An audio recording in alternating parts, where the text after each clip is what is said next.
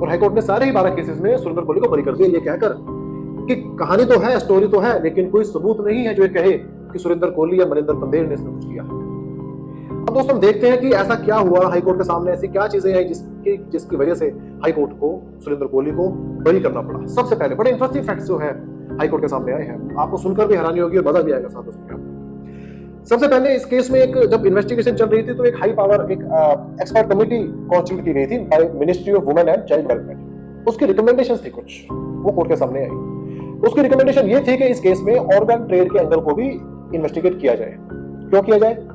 क्योंकि उस कमेटी ने पाया कि जो बॉडी पार्ट्स कटे हुए मिले हैं उसमें सिर भी है, हाथ पैर भी है, लिम्स है, सिर है, लेकिन जो टोर्सो का पार्ट होता है, जो मेन जो धड़ा इंसान का, बच्चों का, वो नहीं है, क्योंकि जो बॉडी के ऑर्गन्स हैं वो उसी हिस्से में होते हैं। अगर सुरेंद्र कोहली ने या किसी ने भी मार काट के अंगों को नाले में फेंका है तो ऐसा क्यों कि किसी भी बच्चे का धड़ नहीं मिला, सिर्फ बाकी के लिम्स और सिर्फ खोपड़ी मिली है। तो इसमें मानव अंग की तस्करी का मामला जो है उसको इन्वेस्टिगेट किया जाए। और साथ ही जो T6 कोठी थी जिसका मैंने आपको शुरू में जिक्र किया था, डॉक्टर की, जो कि पहले से ही मानव अंगों की तस्करी में इन्वॉल्व था, उस डॉक्टर को इस केस में इंटेरोगेट किया ही नहीं गया। तो ऐसे में जो कमेटी की जो रिकमेंडेशन थी उसको पुलिस ने पूरी तरह से इग्नोर कर दिया और कोर्ट ने इसका प्रूडेंस दिया। अभी हाईकोर्ट ने कहा कि जब ऐसी साफ साफ रिकमेंडेशन आई थी तो इसके ऊपर काम क्यों नहीं किया गया। और इस कमेटी ने यह भी कहा था कि ये जो इंसानों को खाने वाली कहानी बनाई गई है, जो कैनिबलिज्म का जो एंगल डाला गया है, इससे हम सहमत नहीं है। ये ऑर्गन ट्रेडिंग के एंगल को डाइवर्ट करने के लिए इसमें कैनिबलिज्म का एंगल लेकर आया गया है। ये उस कमेटी की रिपोर्ट, कोर्ट ने इसका भी संज्ञान लिया। फिर कोर्ट ने इसमें यह कहा कि सुरेंद्र कोहली को प्रॉपर लीगल एड नहीं मिली। दोस्तों आप इस बात को समझते होंगे, जब ऐसा सनसनीखेज मामला बनता है ना, जब मीडिया में बातें ऐसी उठती हैं, तो कई बार वकील जो है वो केसेस लेने से मना कर देते हैं। और इस केस में भी पूरी बार एसोसिएशन ने, सब वकीलों ने मना कर दिया था कि कोई इसका केस नहीं लेगा। यहाँ तक कि जब सुरेंद्र कोहली और मनिंदर पंदेर को कोर्ट में पेश किया गया तो वकीलों ने उसके ऊपर अटैक कर दिया, उसको मारा, उसको पीटा। और जब लीगल एड के वकील को भी अपॉइंट किया कोर्ट ने कि ठीक है, अगर कोई प्राइवेट वकील नहीं भी आ रहा है तो लीगल एड से हम वकील देते हैं, तो जिस वकील को अपॉइंट किया गया उस वकील ने भी मना कर दिया कि मेरी कॉन्शियस अलाउ नहीं कर रही है कि मैं इनका केस डिफेंड करूं। तो ऐसे में जब वकीलों ने ही मना कर दिया तो उनको जो लीगल एड मिलनी चाहिए, जो लीगल मौका मिलना चाहिए अपने केस को रखने का, वो नहीं मिला। कोर्ट ने जिक्र किया इस बात का कि सिर्फ 5 मिनट के लिए एक वकील के साथ मुलाकात सुरेंद्र कोहली की हुई है। वो कब हुई है कि जब 60 दिनों के बाद, कस्टडी के बाद, जब कोर्ट में पेश किया गया सुरेंद्र कोहली को कन्फेशन के लिए, उस कन्फेशन से पहले सिर्फ 5 मिनट के लिए मौका दिया गया एक वकील को कि आप बैठ के इनसे बात कर सकते हो। अब जहां एक तरफ 60 दिन की पुलिस कस्टडी रही हो और अगर उन 60 दिन में उसके साथ टॉर्चर हुआ, उसको डराया धमकाया गया हो, तो 5 मिनट यहाँ पर काफी नहीं है कि कोई वकील अपने क्लाइंट से खुलकर बात कर सके, उसके दिल की बात जान सके, उसको समझा सके कि तुम्हारे इस कन्फेशन के लीगल कॉन्सिक्वेंसेस क्या होंगे। कोर्ट ने इस बात को भी कंसिडर किया और कहा कि जब प्रॉपर लीगल असिस्टेंस ना मिली हो, ऐसे में केस या ट्रायल सही चला है, इस बात को नहीं माना जा सकता। अब दोस्तों आते हैं कन्फेशन पे, क्योंकि इस केस में कन्फेशन सबसे जरूरी है। कन्फेशन ही वो पुख्ता एविडेंस था जिसके बेसिस पे इनको सजा हुई। कन्फेशन को निकाल दे तो केस में कुछ बचता ही नहीं है।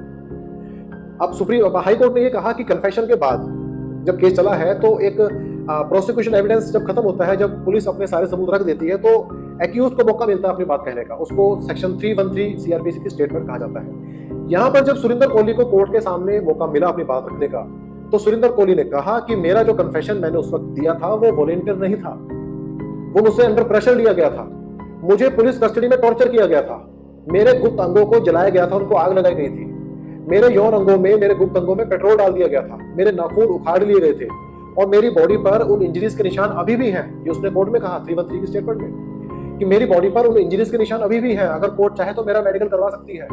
और क्योंकि जो मैंने कोर्ट में उस वक्त कन्फेशन किया था वो अंडर प्रेशर किया था, पुलिस के दबाव में किया था, पुलिस के डर से किया था, तो मेरे उस कन्फेशन को इग्नोर किया जाए। सुरेंद्र कोहली ने यह भी कहा कि मुझे पुलिस ने डराया था ये कहकर कि तेरे बच्चे अभी हमारी कस्टडी में हैं और पब्लिक में बाहर गुस्सा है, अगर तूने हमारे कहे मुताबिक कोर्ट में स्टेटमेंट ना दी तो हम तेरे बीवी बच्चों को पब्लिक में छोड़ देंगे, फिर पब्लिक जो चाहे उनका, उसका तू जिम्मेदार है। ऐसे में सुरेंद्र कोहली का ये कहना था कि मुझे फिजिकल टॉर्चर किया गया, मेरे बच्चों और बीवी को जान से, उनकी जो जान को खतरा था, उसकी वजह से मैंने कोर्ट में आकर सब कुछ वो कहा जिसकी मुझे पुलिस ने प्रैक्टिस करवाई थी। उसने कहा कि मुझे सब कुछ रटवाया गया था, ये वर्ड उसने यूज किया, रटवाया गया, और हाईकोर्ट ने अपने जजमेंट में इस वर्ड को बार बार लिखा है। सुरेंद्र कोहली कह रहा है कि मुझे अपनी स्टेटमेंट को रटवाया गया। यहाँ तक कि सुरेंद्र कोहली ने यह भी कहा कि मुझे तस्वीरें दिखाकर नाम रटवाए गए कि ये जो लड़की है इसका नाम क्या है, ये जो बच्चा है इसका नाम क्या है, मुझे उनके नाम नहीं पता थे, मुझे पुलिस ने उनके नाम रटवाए। कोर्ट ने इसमें यह भी कंसीडर किया, हाई कोर्ट ने, कि एक 7वीं पास जो ये सुरेंद्र कोहली है उसने जब मजिस्ट्रेट को चिट्ठी लिखी है, बड़ी टेक्निकल है, उसमें लीगल वर्ड्स यूज किए गए हैं। कोर्ट ने कहा हमारे लिए हैरानी वाली बात है कि एक 7वीं पास बंदे ने मजिस्ट्रेट को चिट्ठी लिखी है और उसमें कहा है कि मैं कन्फेशन करना चाहता हूँ, उसमें टेक्निकल और लीगल वर्ड्स यूज किए गए।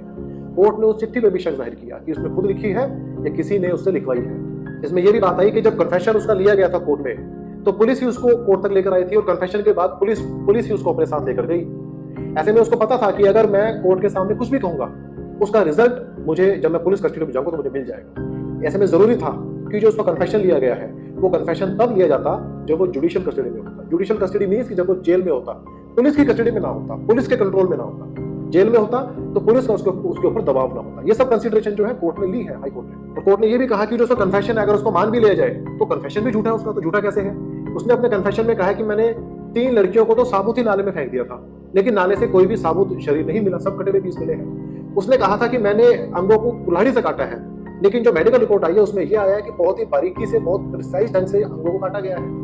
कन्फेशन में उसने कहा था कि मैंने सभी को नाले में फेंका है, लेकिन पुलिस को कुछ खोपड़ियां जमीन से खोद के मिली है, और वो खोद के पुलिस को कैसे मिल गई इसके बारे में कुछ नहीं पता, कुछ ऑन रिकॉर्ड नहीं आया है। सुरेंद्र कोहली ने कभी नहीं कहा कि मैंने कुछ खोपड़ियों को जमीन में भी दबाया है। तो ऐसे में उसका जो कन्फेशन अगर मान भी लिया जाए तो वो कन्फेशन भी अपने आप में गलत है, अपने आप में झूठा निकला। और कोर्ट उसमें एक बात ये भी कहती है कि जब अंडर सेक्शन 27 एविडेंस एक्ट में उसकी स्टेटमेंट ली जा रही है डिस्क्लोजर की, जिस डिस्क्लोजर के जरिए वो मानव अंग जो नाले से मिले हैं वो भी इनवैलिड है, उनको भी एज एविडेंस नहीं लिया जा सकता। क्यों? क्योंकि जब सुरेंद्र कोहली ने कहा कि मैंने नाली के अंदर अंगों को फेंका है, उसके कहने से पहले ही पुलिस को भी और आसपास के लोगों को पता था कि इस नाले के अंदर मानव अंग बड़े पड़े हुए हैं, बड़े मिलते हैं, दिखे हैं पहले भी। तो ये मानव अंग जो कि पुलिस ने वहां से रिकवर किए हैं, इनको हम ये नहीं कह सकते कि जब सुरेंद्र कोहली ने बताया ये तभी मिले हैं। इनकी नॉलेज तो आम पब्लिक को पहले भी थी। तो सेक्शन 27 एविडेंस एक्ट में ये जो डिस्क्लोजर है ये अपने आप में इनवैलिड है, इसको एज एन एविडेंस कंसीडर नहीं किया जा सकता। अब नार्को टेस्ट पे आ जाइए। नार्को टेस्ट भी हुआ था, लेकिन हाईकोर्ट ने कहा कि नार्को टेस्ट पे डाउटफुल है। इसमें एक खास बात ये भी है कि नार्को टेस्ट को तो जो ट्रायल कोर्ट था उसने भी कंसीडर नहीं किया। ट्रायल कोर्ट ने भी नार्को टेस्ट को एविडेंस से बाहर निकाल दिया था। हाईकोर्ट इस नार्को टेस्ट के बारे में क्या कह रही है? हाईकोर्ट ने नार्को टेस्ट के बारे में ये कहा है कि सुरेंद्र कोहली जो कि 60 दिन तक पुलिस की कस्टडी में रहा है, और सुरेंद्र कोहली ने अपनी 313 की स्टेटमेंट में कहा है कि मुझे मेरा बयान रटवाया गया। 60 दिन तक किसी को टॉर्चर कर अगर कोई बात रटवाई जाएगी और अगर उसका नार्को टेस्ट लिया जाए तो ऐसे में वो बातें जो उसके सबकॉन्शियस माइंड में बैठ चुकी हैं, तो इस बात से इनकार नहीं किया जा सकता कि नार्को टेस्ट में उन बातों को वो रिपीट करते। तो ऐसे में हम नहीं कह सकते कि नार्को टेस्ट में जो उसने बातें कही हैं वो सच्ची है। ऐसा भी हो सकता है कि उसने नार्को टेस्ट में भी वही बातें रिपीट की जिन बातों को पुलिस ने उसको टॉर्चर करके रटवाया था। ऐसे में नार्को टेस्ट को भी हाई कोर्ट ने नजरअंदाज कर दिया, नार्को टेस्ट को ट्रायल कोर्ट ने भी नजरअंदाज कर दिया था। हाई कोर्ट ने यह भी कहा कि नार्को टेस्ट करते हुए एक्यूज की कंसेंट नहीं ली गई, उसको नहीं बताया गया कि इसके क्या कॉन्सिक्वेंसेस हो सकते हैं। अब अगर हम फोरेंसिक एविडेंस की तरफ जाएं तो पुलिस ने लगातार 3 दिन तक और 3 टीमें एविडेंस उसकी फोरेंसिक की 3 टीमों ने उसके घर की छानबीन की थी, सुरेंद्र कोहली और मनिंदर पंदेर की। पूरे घर से एक सिंगल एविडेंस ऐसा नहीं मिला जो कि कनेक्ट कर पाए सुरेंद्र कोहली और मनिंदर पंदेर को इन डेड बॉडीज के साथ। उसने कहा कि मैं बाथरूम में लाशों को काटता था, बाथरूम से कोई एविडेंस नहीं मिला ऐसा। उसने कहा कि मैं वहां पर इनके साथ दुष्कर्म करता था, ऐसा दुष्कर्म का कोई एविडेंस नहीं मिला। जो सीमन का जो सैंपल था जो लिया गया सुरेंद्र कोहली का, वो कहीं मैच नहीं हुआ। और उसी के साथ जैसे जो उसके ऊपर इल्जाम था कैनिबलिज्म का कि वो कुकर में पकाकर मानव अंगों को खाता था, यूटेंसिल्स के जो फोरेंसिक सैंपल लिए गए उसमें कहीं ऐसा कोई एविडेंस नहीं आया जिससे ये कहा जा सके कि इनके अंदर किसी मानव अंग को पकाया गया है। कोई ऐसा बायोलॉजिकल रिमेन किसी भी बर्तन में नहीं पाया गया। सिर्फ किचन की सिंक में एक ब्लड स्पॉट पाया गया, एक सिंगल ब्लड स्पॉट, वो भी फोरेंसिक की रिपोर्ट में ये आया कि ये नॉन ह्यूमन है, मतलब ये किसी नॉन वेज जैसे चिकन वगैरह कुछ खाया हुआ होगा तो उसका स्पॉट होगा। तो ऐसे में ऐसा कोई फोरेंसिक एविडेंस नहीं है किसी भी तरह का। अब 17 मर्डर हुए हैं कोठी में, घर में, और सिंगल एविडेंस नहीं है किसी भी तरह का। इस पे भी कोर्ट ने डाउट अपना जाहिर किया। कोर्ट ने यह भी कहा कि कोई भी ऐसा एविडेंस नहीं है कि जो कि जिससे यह साबित हो सके कि सुरेंद्र कोहली या मनिंदर पंदेर ने किसी का रेप भी किया है। ऐसा कोई एविडेंस नहीं आया कि किसी बॉडी के साथ, किसी डेड बॉडी के साथ कोई रेप किया है। ऐसा कोई एविडेंस नहीं आया किसी मानव अंग को खाया गया है, कोई कैनिबलिज्म का कोई एविडेंस सामने नहीं आया। तो ऐसे में अगर कन्फेशन को हटा दिया जाए तो ऑन रिकॉर्ड फाइल पर ऐसा कोई एविडेंस नहीं है जो डायरेक्टली ये कह सके कि किसी भी इन डेड बॉडीज में से किसी को भी सुरेंद्र कोहली या मनिंदर पंदेर ने मारा है। अब यहाँ पर पुलिस का ये कहना था कि सुरेंद्र कोहली जो है वो बच्चों को, लड़कियों को बुलाता था, उनको पहला फुसलाकर और उनके साथ दुष्कर्म करता था। ऐसे में कोर्ट सवाल ये जाहिर करती है अपना कि अगर ठीक है कि लड़कियों को तो बुलाता था दुष्कर्म के लिए, कुछ डेड बॉडीज लड़कों की भी है, उनके साथ क्या किया उसके बारे में पुलिस ने कहानी ये बना दी कि उनके अंग खाए होंगे। कैनिबलिज्म का वहां पर जो स्टोरी है वो कैनिबलिज्म की आ गई। तो ऐसे में हाईकोर्ट ने कहा कि पूरी की पूरी कहानी टेलर मेड है, पूरी प्रोसिक्यूशन कहानी टेलर मेड है, सिर्फ और सिर्फ अपने जो स्टोरी बनाई है प्रोसिक्यूशन ने उसको सूट करने के लिए। और यहाँ पर कुछ ऑफेंसेस ऐसे भी थे जो कि तब कमिट हुए जब सुरेंद्र कोहली और मनिंदर पंदेर ऑलरेडी पुलिस उनको इंटरोगेट कर रही थी, उनका एफआईआर हो चुकी थी और उनके पास सर्विलेंस थी, वो जानते थे कि पुलिस की हमारे ऊपर नजर है। तो ऐसे में बड़ा ये इम्प्रोबेबल है कि कोई बंदा ऐसे में फिर से उस काम को रिपीट करे जिसको लेकर उसके ऊपर इंक्वायरी चल रही है और वो पुलिस की नजरों में है। तो ऐसे में दोस्तों ये आपके सामने मैंने सारी बातें रखी हैं जिसकी वजह से हाईकोर्ट ने उनको एक्टिव